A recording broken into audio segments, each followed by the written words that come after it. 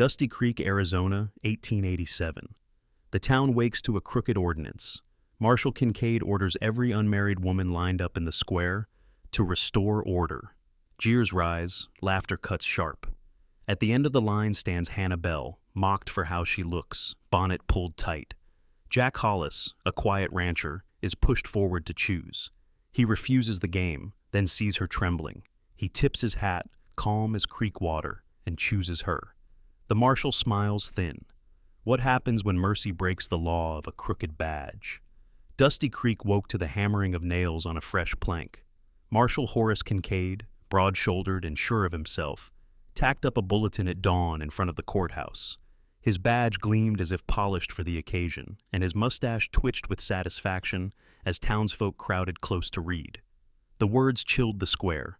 Orderly matrimony ordinance.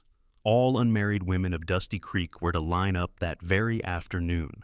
A choosing would follow, with signatures recorded as lawful unions. Kincaid called it a step toward restoring order. Some men chuckled, others muttered uneasily. But as the hour approached, a crowd filled the square.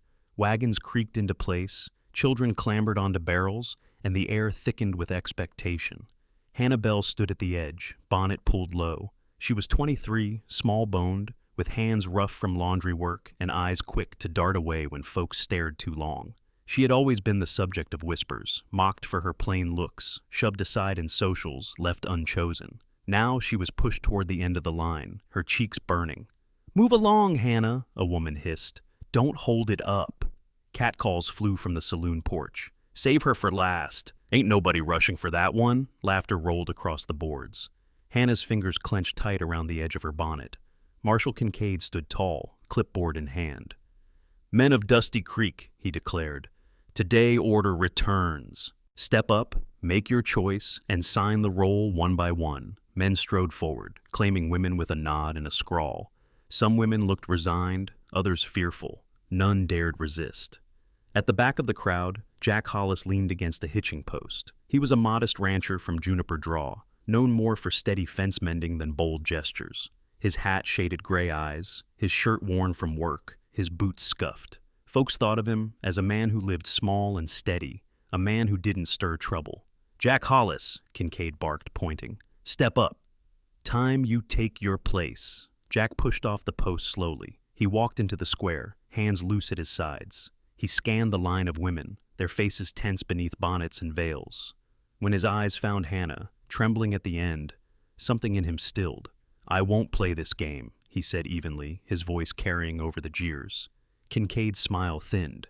"You will, or I'll see you fined for defiance." Jack's jaw tightened. He turned, looked at Hannah again, and tipped his hat. "Then I choose her." Gasps rippled through the crowd. Laughter erupted, harsh and cruel. Men slapped to their knees. Women shook their heads. "Hollis picked the mockery," someone shouted. Hannah's throat constricted. She tried to speak, but no sound came. Jack stepped closer, calm as creek water. "You'll walk with me?" he asked softly. Her lips trembled. At last, she nodded. Kincaid stamped the paper with a flourish. "So be it." Signed and sealed, his eyes glittered with something colder than amusement. Jack offered his arm. Hannah hesitated, then took it. Together they walked through the jeering crowd. Catcalls followed, but Jack kept his stride steady, his gaze forward. Behind them, Kincaid watched, a smile coiled tight on his lips. His ordinance had snared its first pair, but Jack Hollis's calm defiance told him this was only the beginning. But order imposed by paper and badge never stops at one decree. By nightfall, new levies, liens, and shadows on the ridge would show that the marshal's game had only just begun. The morning after the ordinance choosing, Dusty Creek felt tighter, as if every board and beam had absorbed the marshal's smug grin. Jack Hollis and Hannah Bell rode back toward Juniper Draw in silence, her white bonnet still trembling from the jeers. When they reached his ranch, a folded notice was nailed to the fence post. In bold letters, "Marriage tax, non-payment subject to lien and seizure." Below, Marshal Horace Kincaid's signature sprawled wide, ink still fresh. Hannah's face paled. "He means to take your land." Jack tore the notice free, jaw set. "He means to test me, and he's chosen the wrong ground." That day, 2 men rode the fence line, trailing him wherever he went. "Just keeping order," they said with sly grins. Their hands never strayed far from their belts. Jack ignored them, but the weight of their eyes lingered. By afternoon, Widow Ada Bloom arrived in her wagon, skirts dusty from the road. She leaned down, her voice hushed. "Kincaid's after Blue Thistle Spring. That water's worth more than gold. If he controls it, he controls the whole valley." Jack nodded. He'd suspected as much. "Then we'll prove who used it first." Inside the house, Hannah tended a scraped-knee orphan, little Tommy Pike. The boy had wandered by, hungry and limping. As she cleaned the wound, he whispered, "I saw men at the spring last night. They carried stakes and lanterns." Her hands stilled. "You're sure?" He nodded solemnly. That evening, Jack sat by lamplight, ledger open. His fingers traced dates and lines drawn in a surveyor's hand. He had once walked the valley as a trail surveyor, setting stakes and drawing maps. Now he sketched ditch lines and water dates, each mark a quiet weapon against Kincaid's fraud. Across the table, Hannah kneaded dough with determined hands. She baked the loaf too fast, pulling it from the fire brick hard. She flushed with embarrassment. "I can't even bake." "Bread right." Jack broke the loaf in half, teeth straining. Then he smiled. "Try again." Slower. She laughed weakly, the sound easing the heaviness. In that moment, Jack realized she was more than someone he had chosen in defiance. She was learning, testing herself, claiming worth one small act at a time. Outside, the creek whispered in the dark, carrying secrets only the attentive heard. Jack closed the ledger with care. He would need allies, Ada's courage, Gabe Monahan's prospector memory, even Hannah's grandmother's old papers if they could be found. Kincaid wasn't just pushing ordinances. He was reaching for power that would drown the valley. As the fire dimmed, Jack checked the latch on the door. Hannah whispered from her chair, "Do you ever regret stepping forward in the square?" He looked at her, steady as the stars outside. "No. Sometimes you don't get to choose when you stand, only whether you stand at all. And maybe that's a question worth asking you. If standing up meant risking land, safety, and every whispering eye in town, would you do it? Tell me in the comments. And if stories of quiet courage matter to you, subscribe so you can ride the next trail with us. But law is more than threats on paper. By lamplight, Jack would find the ordinance itself carried a flaw, and Hannah's family kept a hidden key that might turn the whole game. Jack Hollis had always trusted maps and statutes more than speeches. Words written in ink carried weight. Landlines carved on paper outlasted tempers and bluster. That evening, after the long ride back from town, he set a lamp on the kitchen table and opened his old surveyor's ledger. Hannah sat nearby, mending Tommy Pike's shirt. The boy had fallen asleep in the corner, knees drawn up, face smudged from play. His quiet breathing filled the room as Jack turned pages and studied the black lines he had once drawn by hand. "The marshal's ordinance," Jack said finally, "isn't signed by a district judge. By law, no ordinance. Holds without it." Hannah looked up. "So, it's just paper?" "Paper with bluster," Jack replied. "But that bluster fools folk until someone calls it." He tapped his pencil against the margin. "And calling it takes proof." Proof came in unexpected ways. Hannah's fingers brushed the locket she wore, a keepsake from her grandmother. She had worn it since girlhood, more habit than memory. Tonight, she opened it idly and frowned. Folded small inside was a slip of paper she had never noticed. "Jack," she whispered, passing it across. He unfolded it carefully. The faded ink recorded a witnessed note. That Blue Thistle Spring had been bung, ditched, and used by her grandmother's homestead years before. 2 signatures marked the bottom. Jack's chest tightened. This is prior appropriation. First use. If we tie this to the old survey, Kincaid's claim collapses. Hannah blinked, as if hardly believing. "My grandmother wrote this?" "She did more than write. She secured your standing, whether she knew how deep it might matter or not." Jack thought of Ada Bloom's warning and Tommy's story of lanterns at the spring. He closed the locket gently and handed it back. "Keep this safe. It may be the strongest weapon we have." The next morning, old Gabe Monahan clattered up on his mule, eyes sharp beneath his battered hat. "Heard your hunting answers," Gabe said. "Come with me." He led them to the cottonwoods along the ridge. Pushing aside weeds and dust, Gabe pointed to iron stakes, half buried, heads still glinting faint. Set these near 40 years ago when I first prospected. Folks forget, but the ground doesn't. These mark the boundary to the old ditch line. Jack crouched, brushing earth from the stakes. If I document this with dates and tie it to Hannah's note, the district clerk can't ignore it. Clerk might not, Gabe said, spitting into the dust, but Kincaid will. Watch your back, boy. That night, Jack wrote out copies, one sealed for posting, another for safekeeping. His pencil scratched steady, each line firm as if hammering nails into truth itself. Hannah watched, her hands twisting in her lap. "Do you think this will be enough?" she asked. Jack looked at her, voice calm. "Enough to show right from wrong. Whether folks have the courage to follow it, that's another question." She nodded slowly, as if testing the weight of courage herself. At dawn, they saddled the horses. Jack tucked the sealed copy into his coat. Hannah rode beside him, locket hidden beneath her dress. The ridge glowed pink in the rising light, but Jack's eyes flicked off into the horizon. Across the slope, dark shapes lingered. 2 riders, shadowing them from a distance, their outlines sharp against the sky. "Kincaid's men," Hannah murmured. Jack tightened his reins. "He knows we're close." The trail wound upward, each hoofbeat echoing against stone. The law was on their side, but law written on paper meant little when men with badges and hired hands prowled the ridges. Still, Jack kept his seat firm, Hannah steady beside him. The proof of water rights and human dignity carried quiet in their keeping. But law doesn't live only in ledgers. At the church picnic and barn dance, the marshal would press his claim in front of neighbors, and Jack would have to stand steady with Hannah's hand in his. The church picnic was the kind of event where Dusty Creek measured itself. Quilts spread across the meadow, baskets brimmed with beans and cornbread, and fiddles tuned for the dance to follow. Children ran laughing, men smoked pipes, women exchanged gossip. But beneath the sunshine, tension stretched tight. Marshal Horace Kincaid walked through the crowd like a rooster, chest puffed, badge polished, every step designed to remind folks who held power. Jack Hollis arrived with Hannah at his side. She carried a pie she had baked that morning, her crust uneven, but her effort steady. The moment they stepped into the meadow, whispers rippled. Some women glanced at Hannah and looked away quickly. A handful of men smirked, muttering about Hollis's pity pick. Jack's jaw tightened, but he kept his pace slow, calm as creek water. He greeted Widow Ada Bloom, tipped his hat to old Gabe Monahan, and set the pie among the other dishes. Hannah stood close, shoulders taut, bonnet shading her face. When Kincaid called for attention, the fiddles hushed.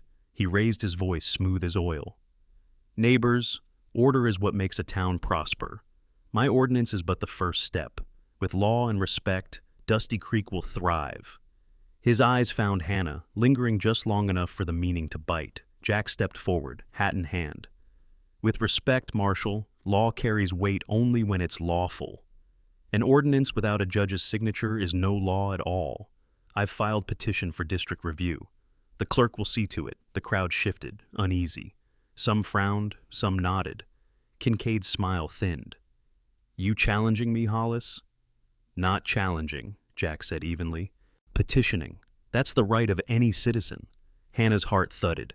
She wanted to shrink, but instead she stood straighter, remembering her grandmother's note folded safe in her locket. Kincaid's voice dropped low, meant for Jack alone. "Break my rules again, and you'll bunk in my jail."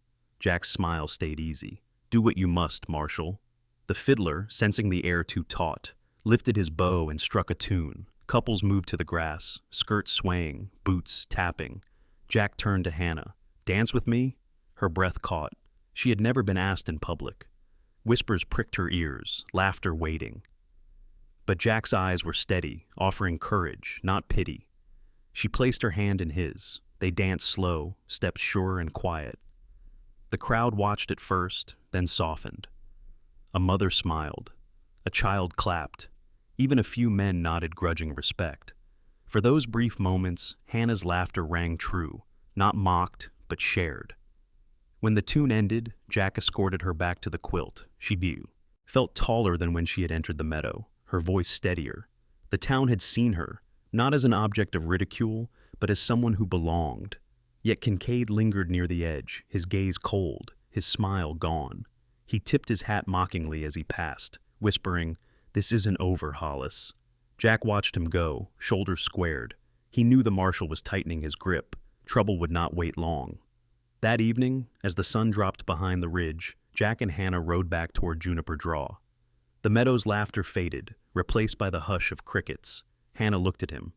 "You stood up for me today." Jack shook his head. "I stood up for what's right." "That includes you." She turned her face to the horizon, where the last light clung.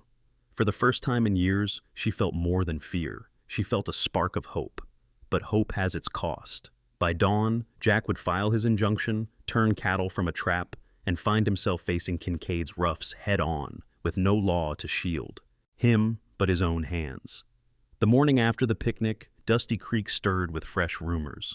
Some said Jack Hollis had embarrassed Marshal Kincaid before the whole town. Others whispered that Hannah Bell had danced with a dignity no one expected. But beneath the chatter, Kincaid's anger burned. Jack saddled his mare before sunup, ledger and sealed copies tucked into his saddlebag. He had written through the night, preparing his injunction and his notice of prior appropriation for Blue Thistle Spring. He handed the packet to a rider bound for Raven Wash. "Straight to the district clerk," Jack said firmly. "Don't tarry." The courier nodded and spurred off. Jack watched the dust trail vanish, then mounted. He knew Kincaid wouldn't wait politely for the law. Trouble would come sooner. That night, with the moon riding high, Jack left Juniper Draw to check the cattle lanes. Word from old Gabe said the marshal's men had set a trap near the ditch, intending to drive cattle across and break the seal. Claim of steady use. Jack rode quiet, boots light on the ground, until he saw them. Rails loosened, tracks baited. He turned the herd aside, clapping softly, guiding them with patience instead of whip. The cattle shifted, lowing, the danger averted, for now. By morning, the retaliation came. 2 rough men blocked the narrow lane on his return. One leaned on a fence post, grinning with yellow teeth. The other spun a rope idly in his hand. "You've been busy, Hollis," the first sneered. Jack reined in, voice calm. "I tend my cattle. That's all. Marshal says you've been tampering." Jack swung down from the saddle, hands open, steady. "Marshal says many things. Doesn't make them true." The man with the rope lunged. Jack sidestepped, grabbed the lariat, and twisted it hard. The rough lost his footing, crashing into the dust. The other swung, but Jack ducked low, shoved him against the fence, and pinned his wrist. There was no gunplay, no blood, just quick moves and a steady will, breathing. Hard. Jack bound both men with their own rope. "You'll sit quiet till the marshal fetches you himself," he said. But before long, Marshal Kincaid arrived with his badge gleaming, anger rolling off him like heat. He dismounted, eyes narrowing at the sight of his hired hands tied. "Disturbing the peace," Kincaid barked. "You're under arrest, Hollis." Jack wiped dust from his hands. "They came for me." "I only stopped trouble. Tell it to the saloon windows," Kincaid snapped. He snapped cuffs on Jack's wrists and hauled him toward town. Hannah saw them from the yard. Her stomach knotted as Jack was led away in irons, his head high but his hands bound. Neighbors watched from porches, some shaking their heads, others whispering. Kincaid paraded Jack past the saloon, calling out, "Here's your hero, just another fool who thinks he's above the law." Hannah's throat burned, but she didn't cry. She ran to Widow Ada's, breath sharp.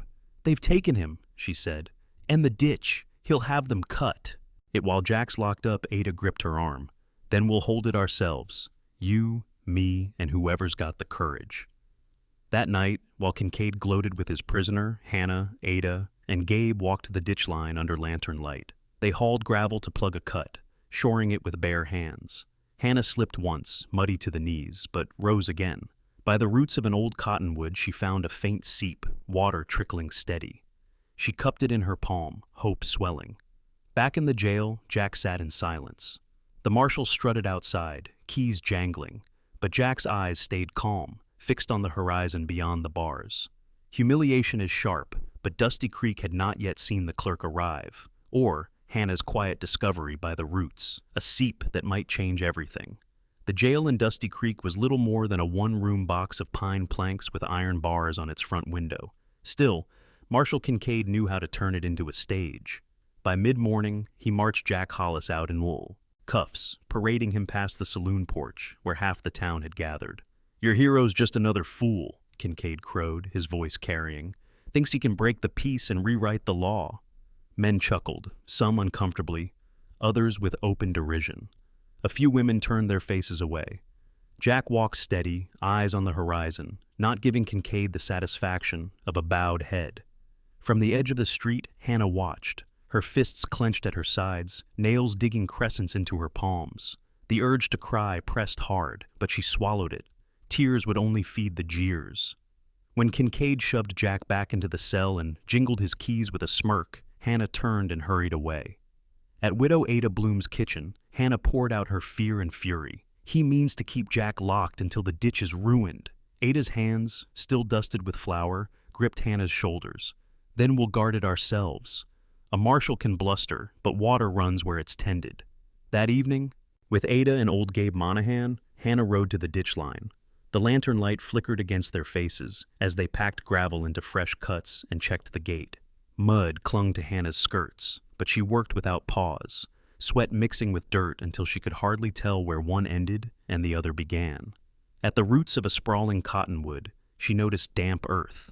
Kneeling, she brushed aside leaves until a thin trickle seeped through.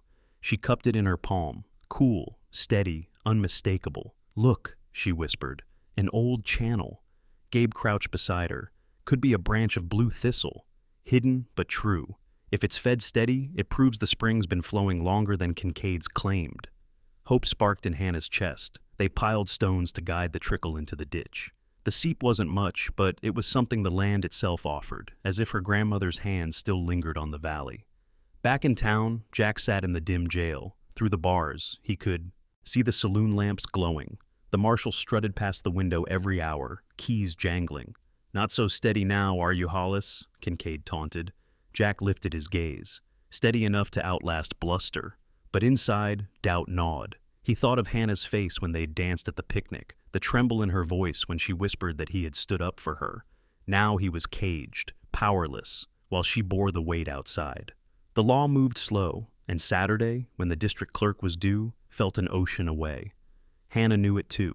She rose before dawn, left a small jar of bread starter by the stove, and penned a note in careful letters. "Stand steady. I'm learning."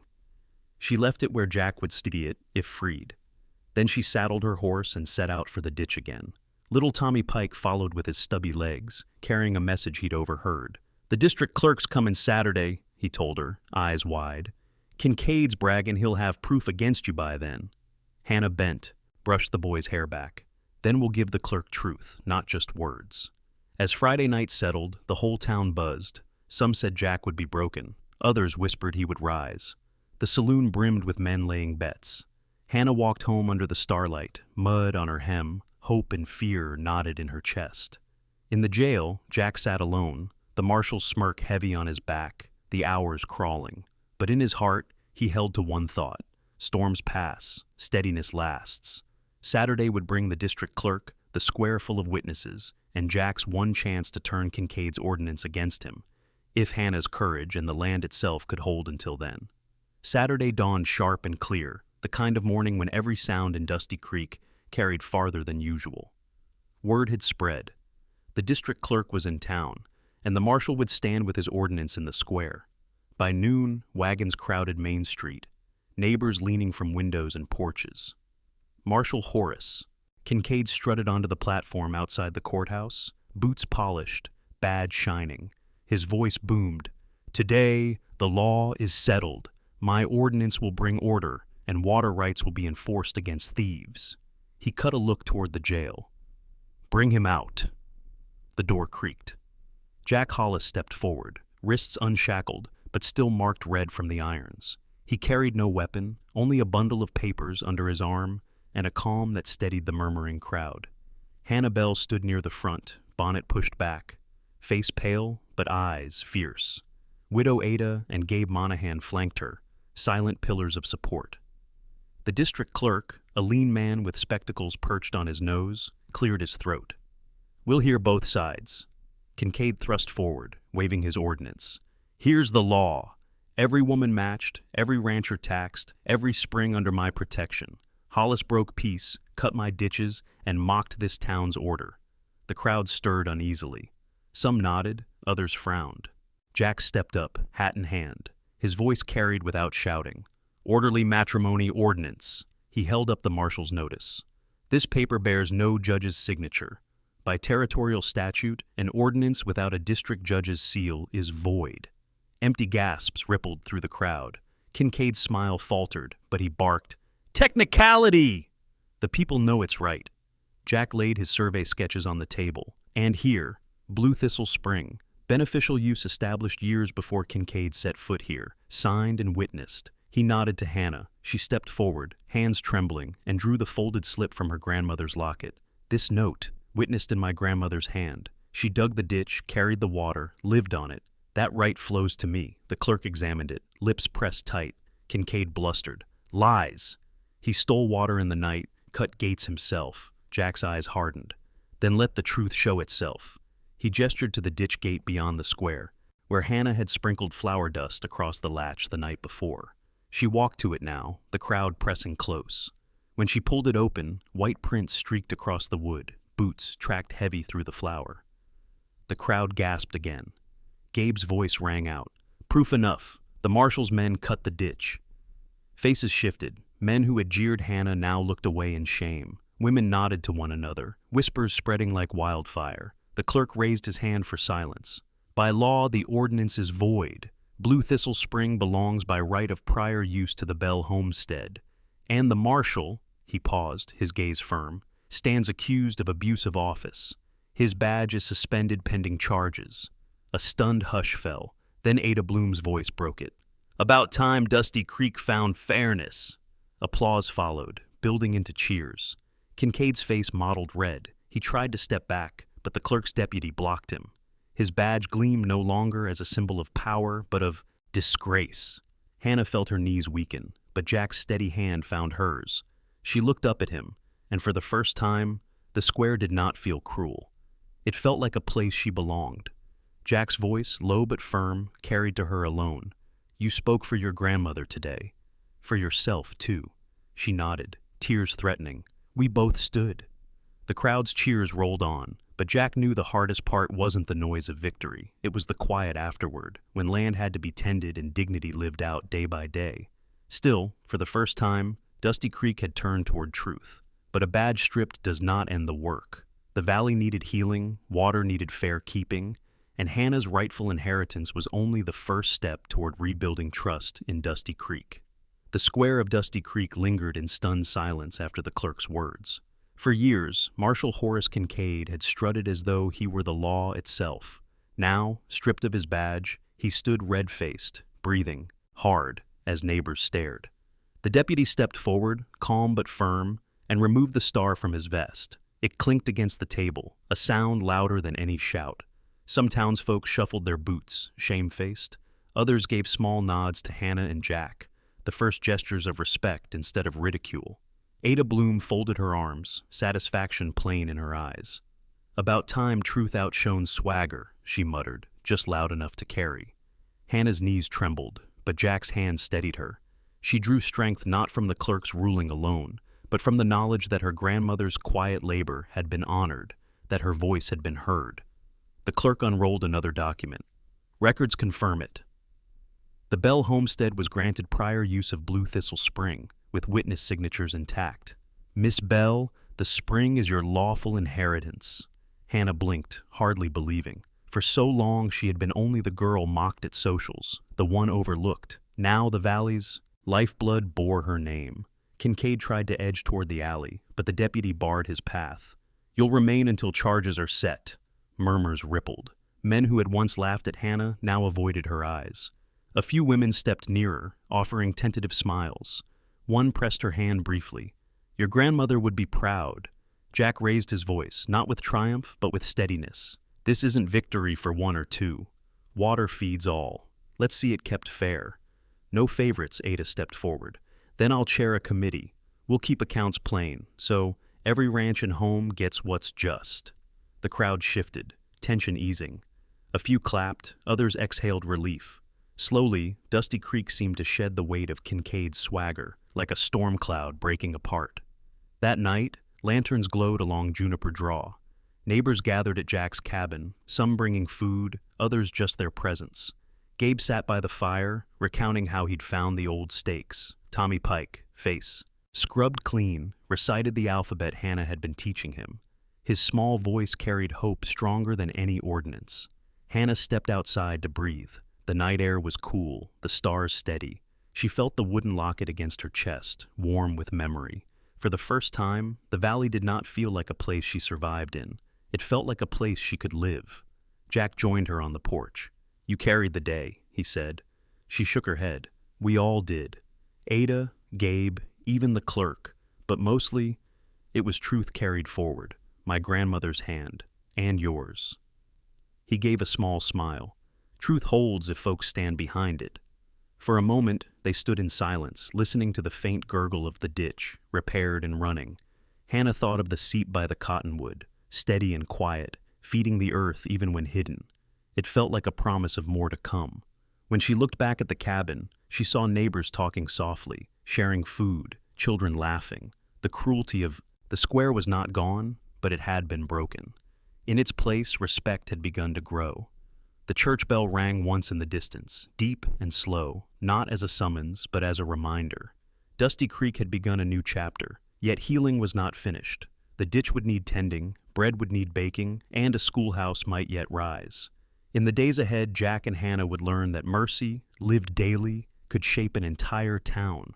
Weeks passed, and the valley seemed to breathe easier. Without Kincaid's shadow looming, neighbors tended their herds and mended their fences with less suspicion. The ditch ran steady again, patched and true. From its banks, Hannah gathered water in a tin pail, watching it gleam with the kind of promise her grandmother must have once seen. At Juniper Draw, life found a rhythm. Jack hung his hat on the peg by the door each evening, ledger laid open on the table where he sketched new lines for fair distribution. Hannah baked bread that now rose light, crust golden. The first loaves had been hard as brick, but patience and steady hands had turned her failures into something neighbors asked to share. Children gathered at the cabin on Saturdays. Little Tommy Pike, knees scabbed but eyes bright, practiced his letters at the kitchen table. Hannah leaned over him, guiding his hand as he scratched out his name. When he finally spelled it without pause, he grinned so wide it seemed to fill the room. Neighbors began to leave more than thanks. A basket of corn, a sack of flour, a hen tied by the legs. Ada Bloom stopped by with her sharp wit and steady counsel, and old Gabe brought tales of prospecting that made the children laugh. Slowly, the cabin was no longer just Jack's place. It was becoming a hearth for the whole draw. One clear Saturday, the town gathered again in the square, not for an ordinance, but for a fair. Fiddles played, quilts draped over rails, pies lined the tables. When Jack and Hannah stepped into the crowd, the reception was different. No jeers, no cruel whispers, only nods, some smiles, and room made for them at the long table. Jack turned to Hannah, his voice low but steady. "If I had to choose again, in front of all those folks, I'd still tip my hat the same way." Her hand slipped into his. "And I'd walk with you again." The fiddler struck up a tune. They danced, not for show, but for themselves. Hannah's laughter rose above the music, no longer a target of mockery, but a sound the town welcomed. As the sun dipped low, Jack looked out over Dusty Creek. The crooked ordinance had fallen, but what lingered was stronger, respect earned not through power, but through patience, humility, and mercy lived out day by day. And maybe that's the real question. When faced with mockery or crooked power, would you stand steady even if it cost you everything? Share your answer in the comments. And if stories of mercy and second chances matter to you, subscribe so you don't miss the next trail we ride together. The creek whispered through the valley. Bread rose in the oven. A child spelled his name for the first time. And in a town once bound by mockery, quiet courage had set people free.